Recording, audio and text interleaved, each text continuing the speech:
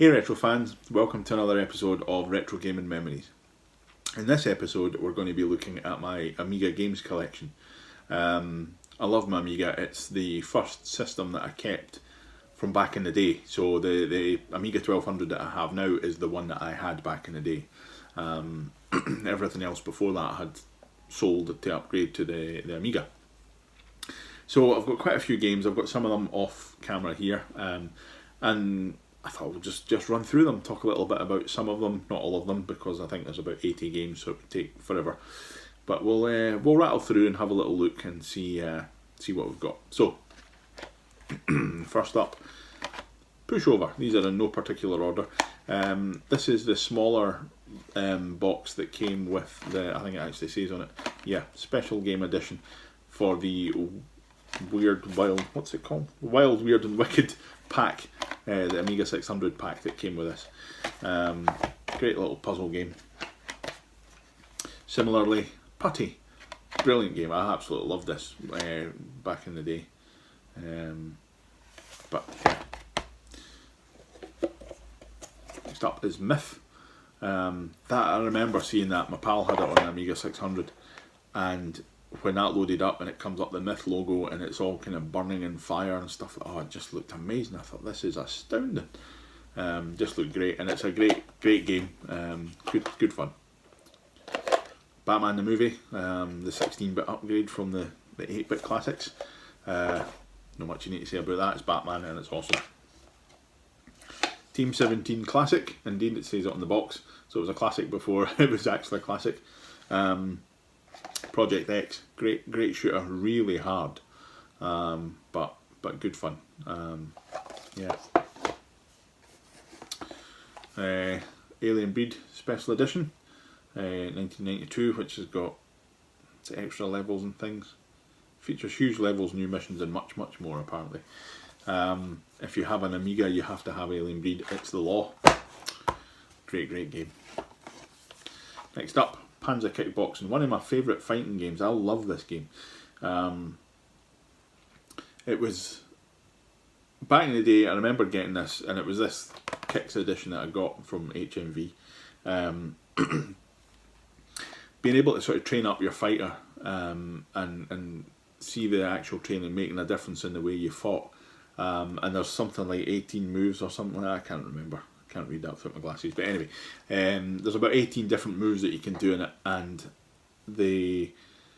you felt like there was real weight behind the moves. So when you landed a punch or a kick on someone, it felt really good. It felt kind of rewarding, and you got some real slugfest with this. I mean, you couldn't just go in and rattle the buttons. You had to have some strategy. You had to kind of hit and move back, kind of regain a little bit of composure, and then time your moves. So yeah, brilliant fighting game, and thoroughly recommend trying to get a hold of a copy if you haven't played it before. I think it came out on pretty much everything, but yeah. Supercars 2, a tremendous top-down driving game with guns on the cars and stuff. Just great fun. Next up, No Second Prize. I first played this on a WHD download thing. I had never played it back in the day. I didn't know anything about it. And it's a bike racing game, in case you hadn't sussed that out. But the really unique thing about this is that you can control it with the mouse, which gives you really fine control over banking your bike around corners and stuff, a lot finer than using the joystick. So you had total analog control over it. And you could go first person view, or you got this kind of polygon view. Now the polygons were functional, shall we say. They weren't high definition by any means, but they were enough. It looked more like Tron light cycles than motorbikes, but I didn't care. It sounds great and it plays really well, and you kind of forget a little bit about the kind of lower resolution graphics. It's just a great game. The gameplay in it is just perfect. So well worth a look. Next up is a modern game, Tanks Furry, which I think is supposed to be Fury, but it just makes it even funnier that it's Tanks Furry. But by Polish developers, what are they called? Project Red, I think. R3D? God, I don't know.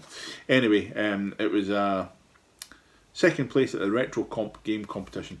I think this was like €11 posted, and it comes with a CD of the game and the full printed manual, stickers and whatnot. So there's ADFs on there, so you can actually burn a floppy disk of the game with official stickers, official disc labels and stuff. So really nice. 11 quid. I mean, no, even I think it was £9 posted from Poland. Really nice, good fun. It's a bit like Combat on the Atari 2600, simple sort of tank game, but it looks like there's a game on the Game Boy Advance. It always eludes me. I can never remember what the hell it was called, but some strategy war game thing.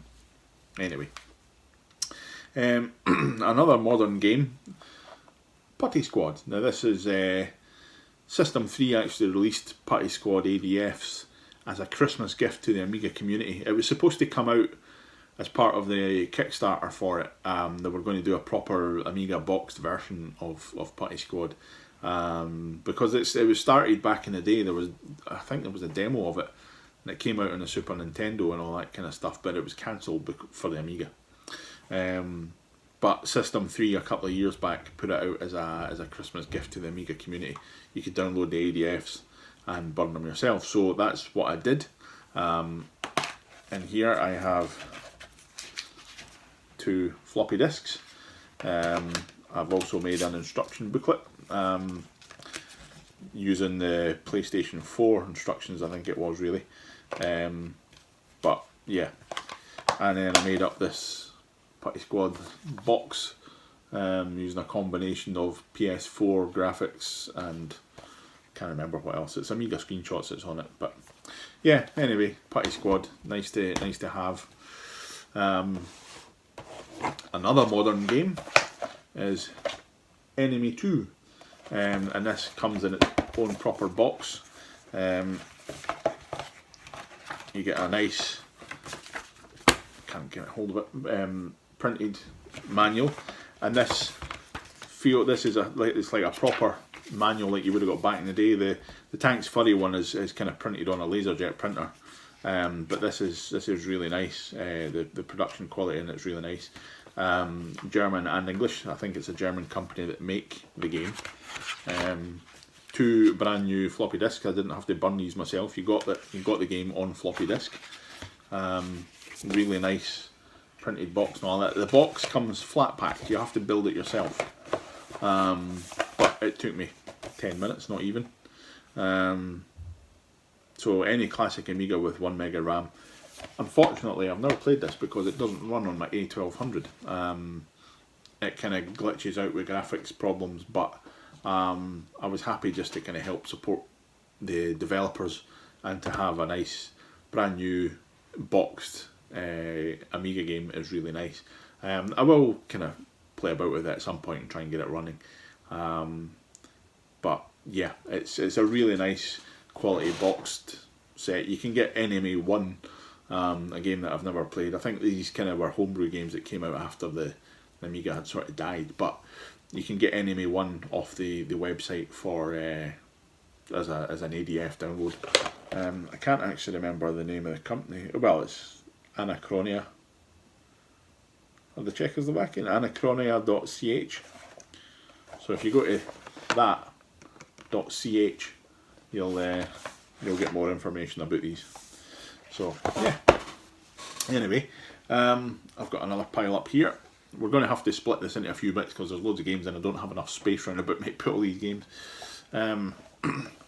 So Epic, these are the sort of big box games. Epic lives up to its name. Now I've never really played it, to be honest, but this was one thing I loved. I'm going to quickly do this. I'm not going to do this with every game, but this is why I loved these games back in the day. You got all sorts of stuff. You got like a nice big card. You got the big thick. Look at the thickness of that manual. 3D specs, Ocean branded 3D specs, and a big huge 3D poster of the cover art, the Bob Wakeling cover art. And it works really nice. Let's put the glasses up. Does it work? There we go. Yay! Try that. There we go. Does that work? No. Anyway, it works really nice. There's a bit I remember. See if we can see it on the cover. Yeah, chewing gum floating off the dashboard of the thing. And on the 3D poster, it looks really nice. It actually really looks as if it's floating and stuff. So, really nice job. I don't know that Bob had anything to do with the 3D production, but it's his cover art, obviously. But great picture. But the 3D poster thing works really well. This had an amazing introduction sequence in 3D. Looked really nice. But I haven't played the actual game. I don't know anything about it. I presume it's a sort of space trading-y type game. Don't know. Next up is something that I miss. The Help compilation. I really miss compilations. I really miss getting compilations of games. That was the mainstay back in the day, was for me, was getting compilations of games. Because, let's face it, this would have been 30 quid. Or thereabouts. And you could get, whatever, 2, 4, 6 games for 30 quid. Or you could buy a brand new release for £30. I used to wait and just get them budget. So, I mean, Pushover I already had. But to get, I remember buying this for Road Rash and Desert Strike. The Humans I've never played. It's not my type of game, that sort of strategy thing. Sensi Soccer, European Champions and Cool Spot. All good games. And it was a charity compilation. Went to Childline, the proceeds went to Childline. And this was bought from Dixon's back in the day, because that is one of Dixon's security tags. I was going to say PC World, because I used to work in PC World, and that's the stickers, but PC World didn't sell Amiga software, so it would have been Dixon's. Anyway, that's a little sideline, isn't it? Psygnosis game next. Benefactor, lovely shiny box. Nice little puzzle game. This quite a bit of humour in it. It's good fun. I really like the box art actually. See if I can get it without glare. It's quite nice. Next up is an absolute classic. Love this game. Walker. What a game. I mean, it's just absolute classic. Run about in an Ed 209 type robot in a dystopian future, shooting everything that moves. What's not to like? It had a really good control scheme as well. You could use the keyboard or the joystick to move your mech kind of left and right, but you use the mouse to aim the cursor on screen and fire, which was really cool back in the day. There was a little cheat you could use if you had an auto fire joystick. You could put auto fire on and it would stop your guns overheating, which was nice. But yeah, brilliant game. Next up is Skeleton Crew, an isometric funky shooter.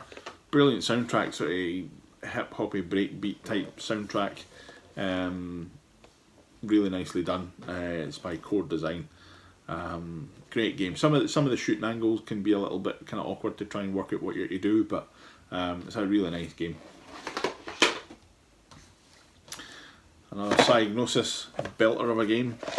Second Samurai. Brilliant sounds in it, great fun, nice animation. Yeah, great game. Shadow Fighter. This was a proper beat 'em up. There's a couple of games coming up that I'll talk about in a little second, which were great fighters at the time, but when this came out, this felt like it could almost be a worthy opponent, shall we say, to like Street Fighter and things that were doing the rounds on the Super Nintendo. It was a great fighter. It was a proper fighter, as opposed to being a sort of arcade tongue-in-cheek type fighter. It was a proper fighter. Really good.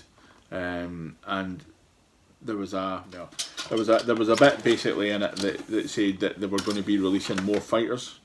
Aye, there it is. Yeah. 8 more fighters to follow. Excuse me. That never ever materialised. But recently, if you follow, I can't mind the name of them, but there's a Shadow Fighter Facebook page, and they have found the source discs with the extra fighters, and they're kind of working on. They've teased, and I hope it comes out, but they've teased that they've managed to kind of get the extra fighters working. So that would be pretty sweet if they launched it. I would quite happily pay for it as an add-on disc. You know, if they actually got it working and gave you it on a disc, I'd quite happily pay for it. I don't want it for free, which would be nice, but you know, to ultimately get those extra fighters would be pretty sweet. But it's a great fighting game and totally recommend it.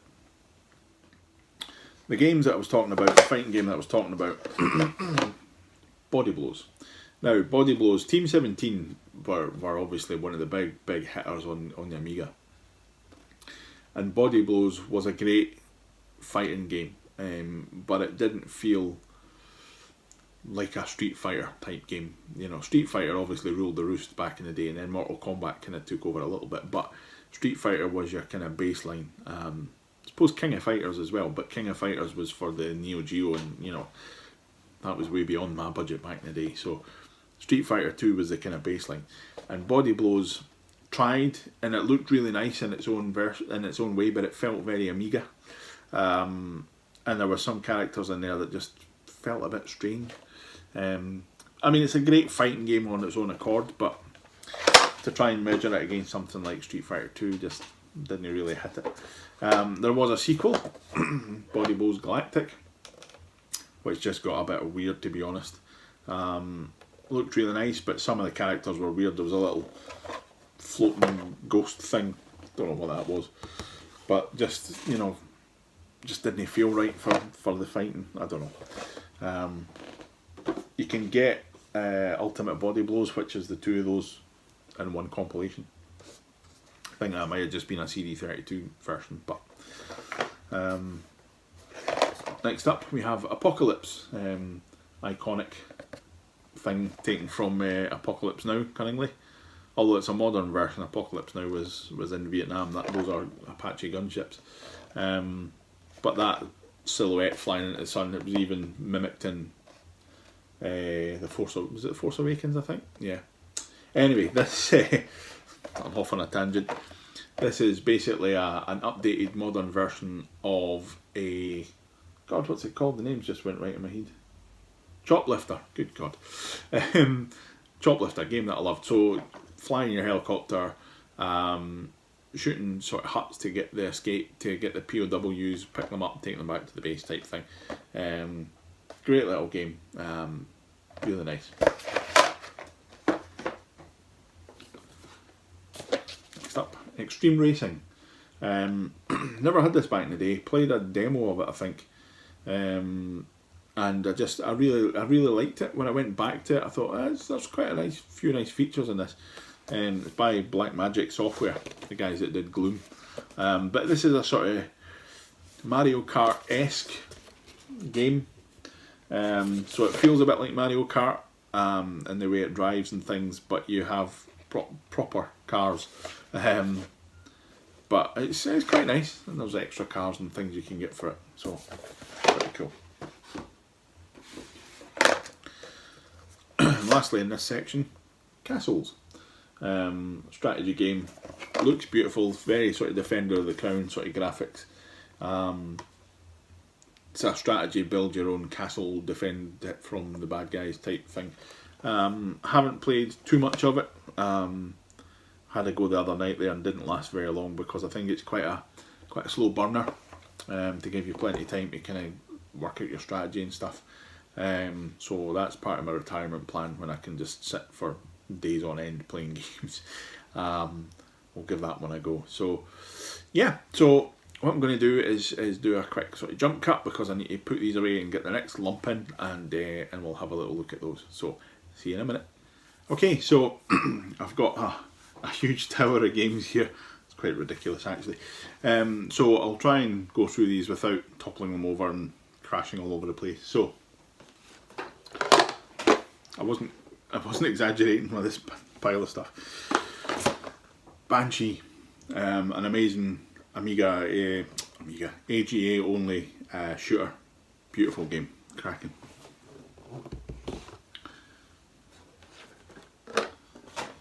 Sequel to Desert Strike, Jungle Strike. It was the last Strike game to come out on the Amiga.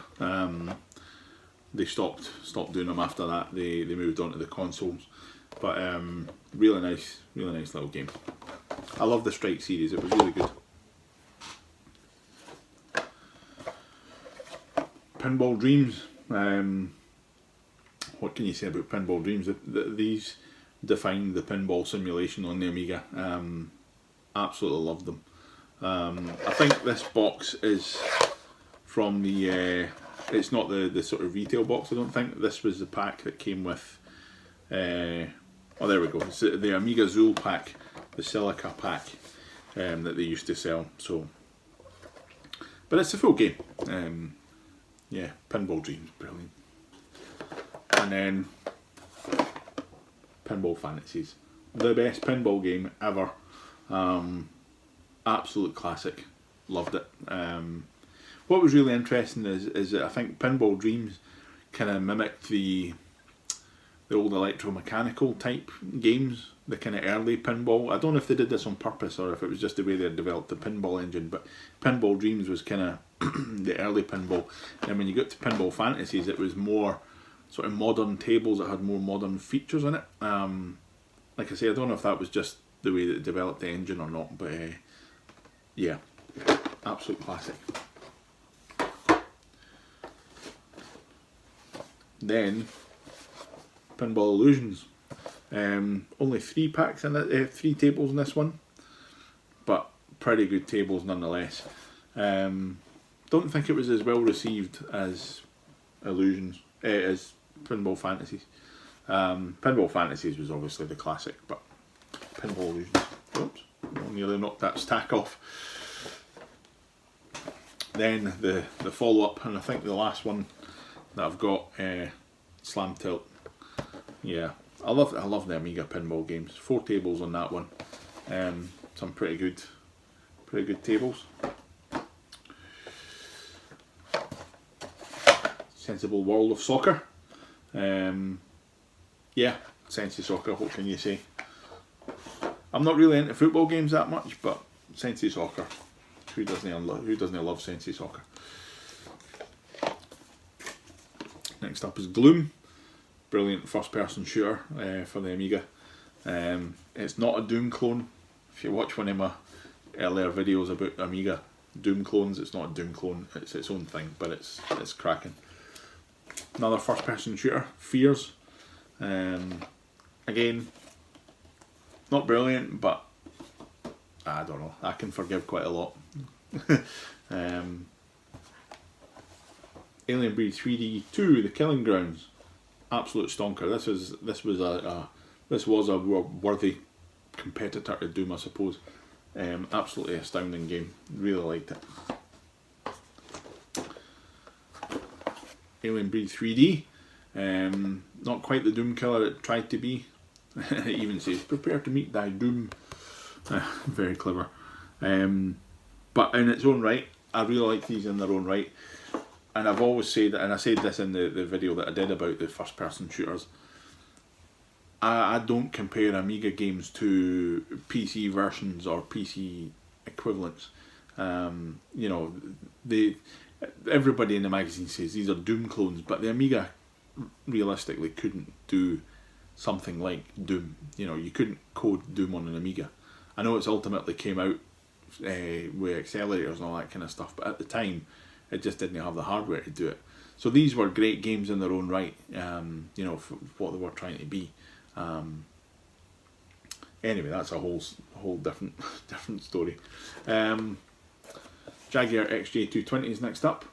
Brilliant racing game. Sounds great. You had your little CD player. You could choose your own music tracks and things like that. Really nice fog effects and things like that. Sprite scaling like Outrun. Really nice game. The Amiga version's best. I've got it for the Sega Mega CD as well, which is a nice version, but it's a bit less colours and things, obviously. So yeah, that's the version you get. Z-Wolf 2.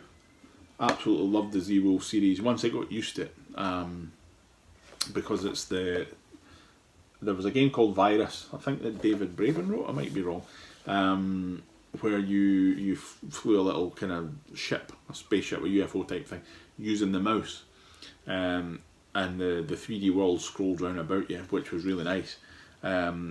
but it was a bit hard to get used to because it was a different control mechanic. But once you get used to it, when you've got like Z-Wolf and things like that, and Virus as well, Virus is a great game, but Z-Wolf, the freedom that you've got for movement of your helicopter and being able to strafe things properly and all that kind of stuff is really nice. So once you get used to it, it's worth sticking with it. And then Z-Wolf 1, the first one, yeah, great game. Next up we have Koala. Cute name, deadly weapon. This was an amazing game. This came out quite far into the Amiga's life, kind of just before the Amiga kind of died essentially. Although it never really died, but you know what I mean. The retail death of the Amiga. And I remember buying this from Electronics Boutique in the Gyle in Edinburgh. And I think I paid like $12.99 for it, even though it was brand new. But it came with the Amiga 1200 and the sort of A500 type version. But beautiful polygon graphics. I don't know if I'll be able to see them, but you could get a sort of cockpit view. You could use the mouse to move your head about, and you could see the cockpit and all that kind of stuff. So you could fly and use the mouse to kind of look about to move your head, which was really nice. And it's a really nice game. It's good fun. Absolute classic. Microprose Grand Prix. If you play this on an accelerated Amiga, it's just beautiful. And I got the editor kit for it. There was a guy, I can't remember his name, but he released an editor that let you update the team names and all that kind of stuff and change the cars and things like that. But yeah, it was such a good game, and it just the amount of options that you had in it was just great. Another classic, Knights of the Sky. Such a good game. First ever game I played on a LAN. My friend brought his Amiga 1200 round, and we kind of hooked him up with a null modem cable and played Knights of the Sky and Stunt Car Racer and things like that. But yeah, great game. Another classic, the first strategy game that I actually learned how to play, thanks to my mate Aidan, who showed me how to play it, because I didn't do strategy games back in the day. They were far too cerebral for me. But UFO, such a good game, and the what was it they called it, the Geo Station something, but basically you had the globe rotating and things like that to show you time passing. It was really nice. So great game. Another Microprose belter, B-17 Flying Fortress. Now I haven't played this much, but the amount of stuff you can do in this is great, and it's a really heavy. I can't actually remember what's in this. Let's have a quick look, because it's a really heavy box. Big thick manual. Probably that'll have World War II bombers in action. Yeah, it's got like a history and all that kind of stuff. Simulation overview, and then it's the end of mission debriefing. But it tells you there's a lot more about like the history. So that whole section at the end is like history stuff. And that was a good thing about these games, these simulations. They taught you things. You've got the technical supplement, and this is, what is this? Is this a poster or is it a map?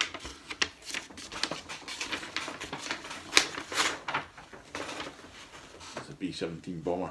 I mean, I miss getting all that stuff. Now you buy a game, spend a fortune on a game, and you get a disc, or worse, a download code in a box. What's that all about? Rubbish.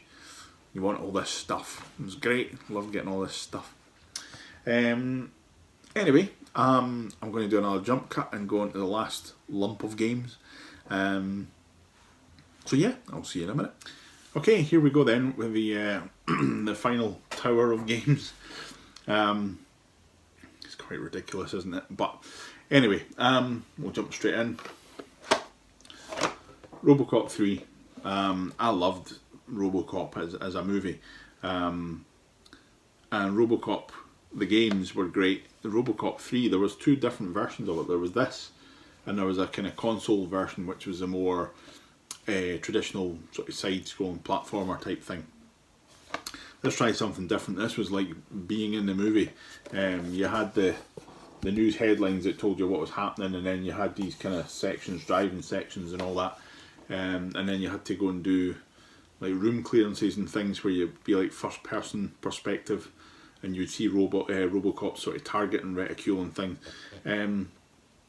Another type of game where the graphics, it was more like a 3D simulation, like a VR type thing back in the day, than trying to be anything realistic, because the graphics were anything but realistic. But it was a great game, really, really good, and I really liked it.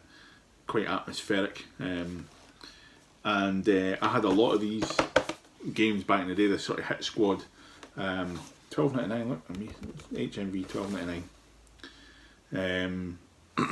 Yeah, that was my kind of go-to, because I didn't have that much money when I was a young man. You know, I just didn't have much money. I was too busy working and stuff. But budget games were the way forward for me, so I had lots and lots of these Platinum Edition games. Jurassic Park. Haven't played this too much. I just really fancied it. I remember playing it back in the day, but I had a pirated version of it. Sorry, and I didn't know what you were supposed to do. So yeah, when I bought this, I thought, right, I've got the manual. I'll figure out what I actually need to do now. So when I had it back in the day, I never got off the first level. I had no idea what I was doing. But there was apparently some really nice sort of 3D sections in it, which would be pretty cool to see. I've not got that far yet, but you know, one day. Another Platinum Edition game, Budokan. Loved I was heavily into my martial arts when I was a kid, as I think everybody in the 80s was obsessed with martial arts, ninjas and Bruce Lee and all that kind of stuff. So yeah, Budokan was a more sort of strategy. It wasn't just a beat 'em up like Street Fighter. You had to actually think about your fighting, because you had sort of stamina levels and things. But the animation in it, I mean, you can see there the amount of frames of animation and stuff in it, really nice. And you could do different disciplines. There was bow fighting, karate, the sort of sword fighting stuff. Can't remember all what you did. Karate, kendo, nunchaku and bow. Yeah. Nice. Next up we have a modern iteration of a classic game, if that makes sense. The much lauded Cinemaware Retro Defender of the Crown. Defender the Clown? No, almost. Extended Collector's Edition. That's quite a mouthful, isn't it? Limited edition, 251 of 500. So this was a sort of Kickstarter campaign, and it took about 3 years to come out. It was ludicrous. I don't know what went on. Cinemaware Retro, basically a guy, Sven, somebody, sort of bought the name or the rights to the Cinemaware Retro stuff. It's not Cinemaware, they're not affiliated with Cinemaware at all. But he bought the rights to the Cinemaware Retro stuff, so you've got Defender of the Crown, Wings, Rocket Ranger, that kind of stuff. But yeah, so he produced this, and it's quite nice what he's ultimately done. It's just a shame that it took so long to come. So there was a poster, some nice instructions for things. There is a nice sort of thank you letter, signed bizarrely by Sven, but signed in pencil. A wee Cinemaware catalogue thing, the manual, let's get the glare, manual for it, some postcards, a sticker, and then several, trying to do this and hold the box, several CD-ROMs, different iterations of things. There's a CD-TV version, there's a CD32 version, there's PC, Mac, Amiga CD32 versions of Defender of the Crown. So lots of different versions of Defender of the Crown, pretty much everything you could possibly want for Defender of the Crown. Quite a nice box set that it came in, but yeah, just a shame that it took so long to kind of come to fruition, because I think he's ruined his name. Tried Wings Remastered, that started about 4 years ago. It's still not released yet, so you know, I'm amazed that I actually eventually got that, but quite nice to have. Next up, Chaos Engine, absolute classic. Yeah, really nice shooter. One of the first strategy games I ever bought, and I absolutely love it, is Syndicate. This is the box, I think, that came with the Silica systems. Yeah, the Amiga Chaos Pack. So the box is slightly different. The proper retail release of this came in one of those black boxes with a slipcase. But apart from that, the game's exactly the same. The discs look slightly different, but Super Skid Marks, which brought all sorts of humour to 15-year-old me. Brilliant little racer. The fact that you could use Imagine to create your own new vehicles, cars and things like that. And they ran tutorials in Amiga format on how to create the cars. You could get all sorts of add-on packs for it and things, and people just came up with silly things. You could race toilets or people in wheelchairs, or there was cows and caravans and all sorts of things. The interesting thing was the caravan did alter the physics of your car slightly, which was pretty cool. But yeah, bizarre game, but great fun. Another driving game, the Lotus Trilogy. Absolute classic trilogy on the Amiga. Everybody seems to think number 2 is the best. Certainly, I would probably go with that. Lotus 3 is a bit futuristic, and it's alright. There's big turbo pads and things on it. It's a bit strange, but anyway, next up, Alien Breed Tower Assault. Yeah, great game. Hard as nails. It was really hard, but yeah. Alien Breed 2, the horror continues. This came with a free game, Apache, which was a simple shooter, a side-scrolling shooter, which had a helicopter, as opposed to a spaceship or anything like that. But Alien Breed 2, just standard Alien Breed, all good. Love a bit of Alien Breed. Another classic, Another World, on the Kix XL range. Yeah. Absolute classic, not much you can say about that really. Dune 2, The Battle for Arrakis, or Arrakis I presume, I don't know, whatever. Brilliant strategy game, love it.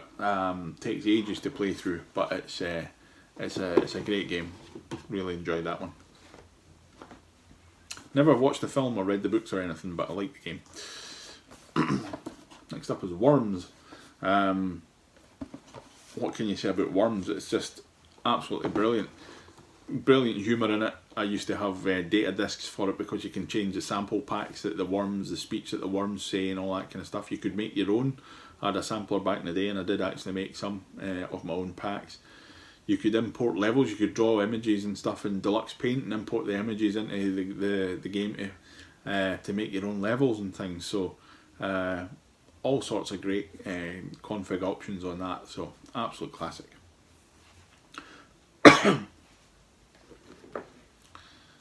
Next up, Seek and Destroy. I'm getting rid of the glare, stop it. It's a shiny gold box which doesn't help with the glare. This was a brilliant game. Yeah, I had never played anything like this before. You play an Apache Helicopter that's sort of in the middle of the screen, and the screen rotates round about you to shoot stuff. It's really good. It's quite unique.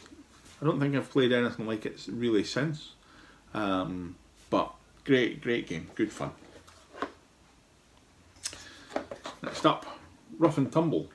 This kind of came out of nowhere, I seem to remember. And it just looked astounding. I mean, considering it's all PAL Amiga, so it's not an AGA specific, but the graphics on it are absolutely astounding. It's beautiful. Such a good game. Quite sought after apparently, but it's a really good game, really good fun. Let me just grab these. Oh no, I'll just do it in this one. Cannon Fodder 2. I absolutely adored the Cannon Fodder series. Really enjoyed them. I used to collect the cover discs. They brought out cover discs across various magazines that had various iterations of Cannon Fodder. There was Cannon Soccer, which I'm pretty sure it was a grenade or something like that, I can't remember, but they basically mixed Cannon Fodder and Sensible Soccer together. There was the Cannon Fodder Christmas edition. I can't remember. There was about 4 or 5 different versions. Cannon Fodder Special Edition and all that kind of stuff that came out on cover discs. I've still got them up in the loft, I think. Or have I got them here? Hang on, let's have a quick look. Oh, look at this, wait a minute. I'm jumping the gun here.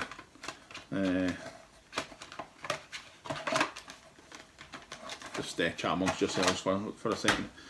I'm jumping the gun. So basically the last game in the whole thing was going to be Cannon Fodder. So Cannon Fodder 1 and 2. But you had things like this that came out. So Cannon Soccer, the Cannon Fodder Plus. Yeah, Sensible Soccer versus Cannon Fodder. Brilliant. I loved when they did things like that. So yeah, I used to collect the cover discs that had Cannon Fodder on it.